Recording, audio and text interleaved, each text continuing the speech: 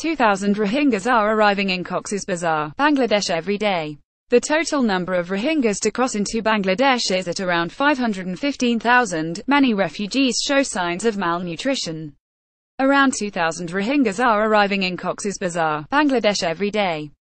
A press release of International Organization for Migration IOM said, the new arrivals has brought the total number of Rohingyas to cross into Bangladesh at around 515,000. Observers believe that as many as 100,000 more people may be waiting to cross into Coxs Bazar from North Rakhines Buthidaung Township.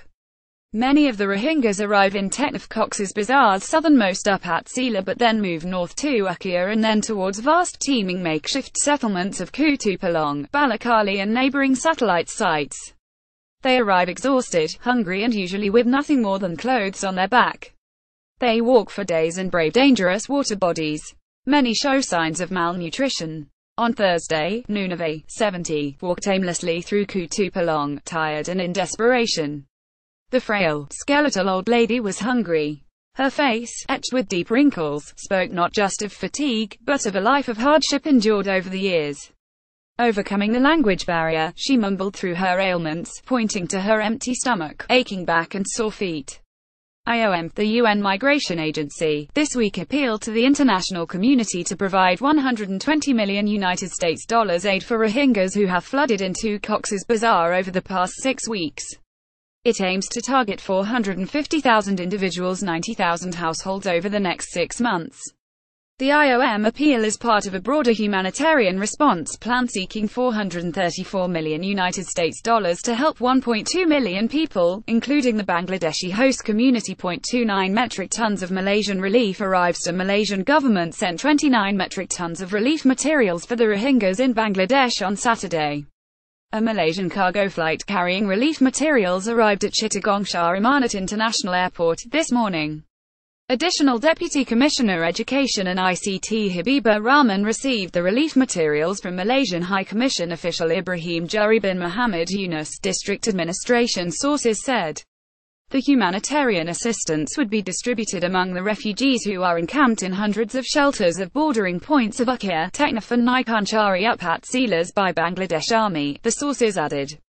Earlier too, the Malaysian government had sent 12 metric tons of relief material on September 9. UNHCR appeals for $84 million aid. United Nations High Commissioner for Refugee UNHCR is urgently seeking $83.7 million in additional funds for the next 6 months to help more than 500,000 Rohingyas in Bangladesh.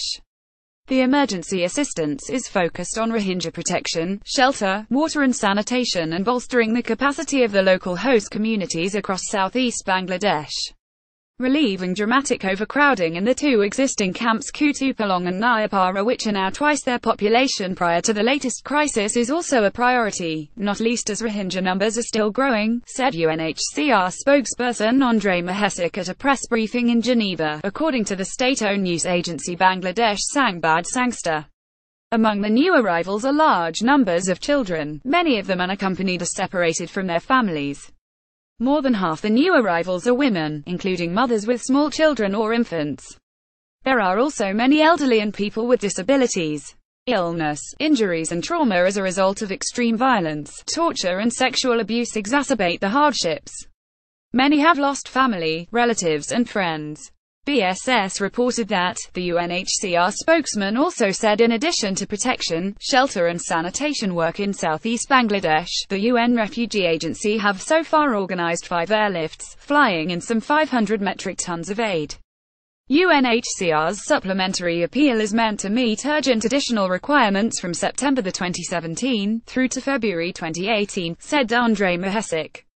Also watch RSS Chief Bhagwat on Rohingya humanitarian view at cost of one's security is not good.